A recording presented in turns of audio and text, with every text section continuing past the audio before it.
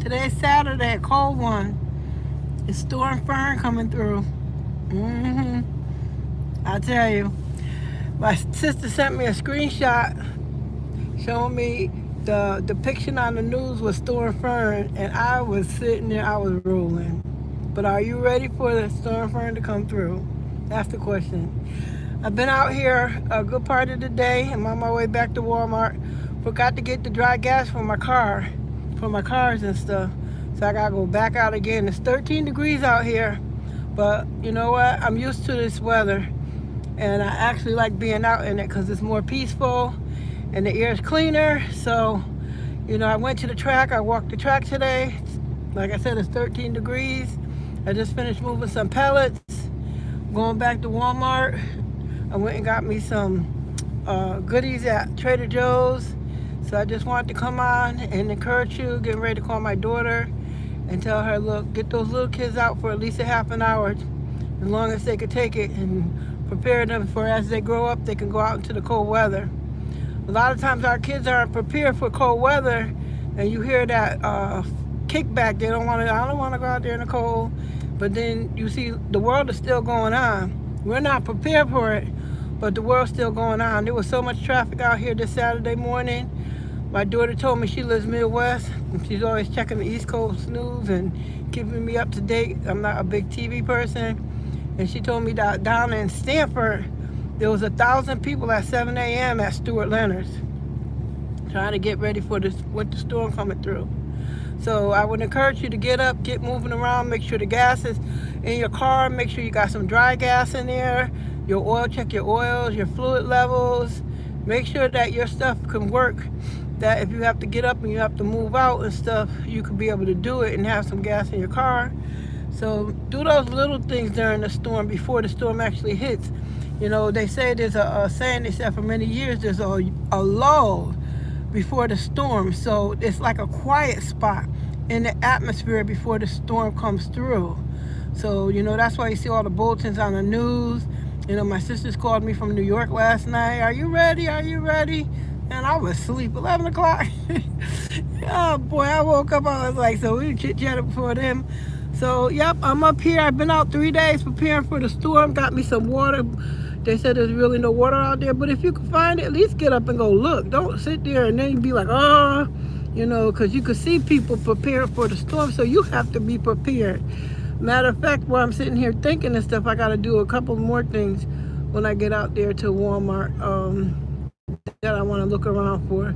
I always keep like my candles. My kids grew up. I could walk any place in my house, to a bedroom upstairs, to the downstairs, to the kitchen. I could walk any place in my house and find a candle or a match. So if a storm came through and I wasn't in the vicinity, or if something was coming, I would set up my supplies and stuff around the house so that we never had to be in the dark. Extra blankets, extra gloves, prepare. Don't just sit there and say, well, I don't have. There's something that you have to have that you can prepare for an emergency situation all the time. You know, I called my other daughter. I was asking her, and I know they heat with electric, but I know they also have a fireplace that they use propane for. So I was like, hey, D, you know, y'all propane filled up? She was like, oh, junk mom, that's what I forgot. Then her husband told her she had to go out there, and then I encouraged her too. If your husband's around the house and he's fixing and tinkering with stuff, get out there and learn. Y'all ladies, don't sit there and be in a deficit. Be in the positive. You know, that's why I'm sharing with you. If you got teenage kids, you get them boys up. I don't care if they're 10, 11, 12. They could shovel.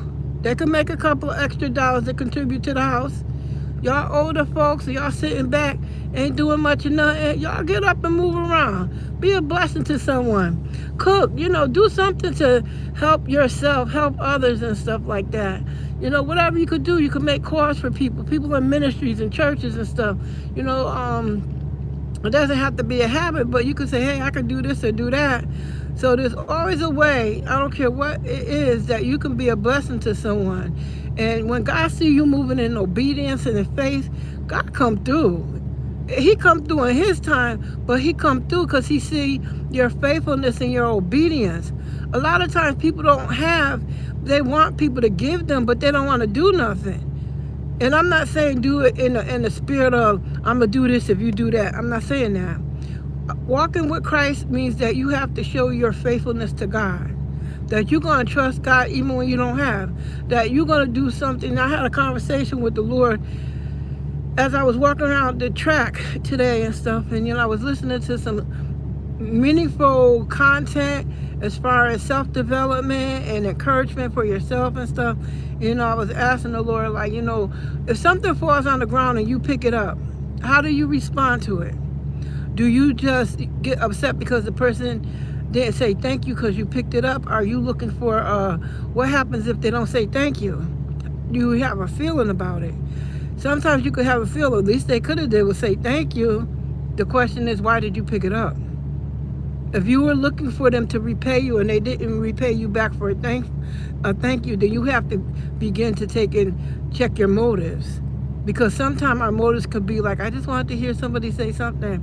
You have to become comfortable in yourself doing good. Whether somebody says, thank you, reciprocate or not, you have to be at peace with the things that you do. So I just want you to know that what you do for God will always be blessed and considered. When somebody does something you least expect it, you don't know if that's God saying, you know what, that's favor, the favor with God. Do it because it's the right thing to do. Do it because the principles of God is being kind and talented, and your fruits and stuff, they'll come through, but you got to start somewhere. So like I said, on this Saturday, cold, we getting ready for the snow up here. Do something to prepare for your forward move. Don't just sit back and say, I'm okay, it'll be okay. And then you look back and push come to shove and you're not ready. So get up, get ready, let's move around. Be encouraged, encourage someone else. And then when it snows, hey, it's okay if I reach over and wipe off the snow off your car. Can I help you out in any kind of way? I'm going to the store. Maybe they can't get out. Can I grab some milk or something? You're going to have to pay for it, but I'm willing to pick it up for you or something like that. Little thing. It's the little things. It's the little things, the little attitudes, the good. I'm talking about, and attitudes aren't always bad. You can have a good attitude of just that kind-hearted person. But people know how you are by your kindness. And you don't have to say a word.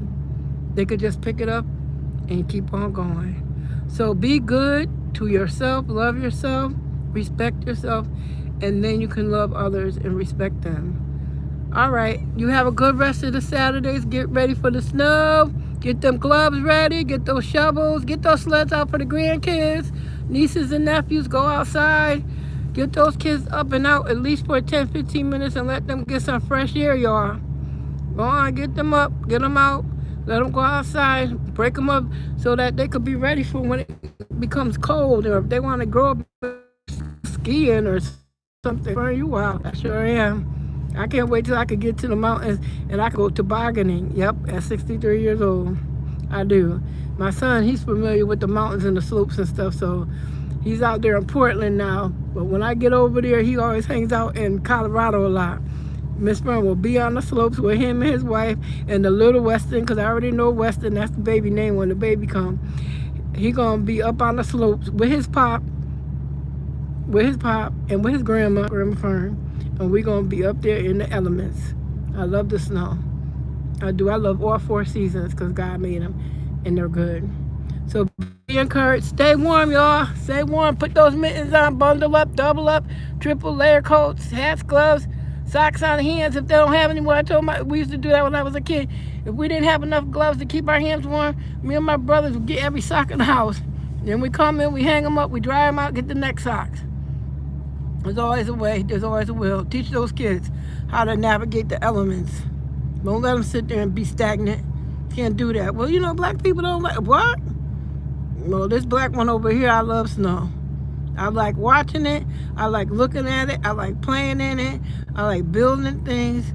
Be encouraged. Have a great, wonderful day. Talk to you later. This is Fern from FML Diversify, and we will chat later. Have a great one.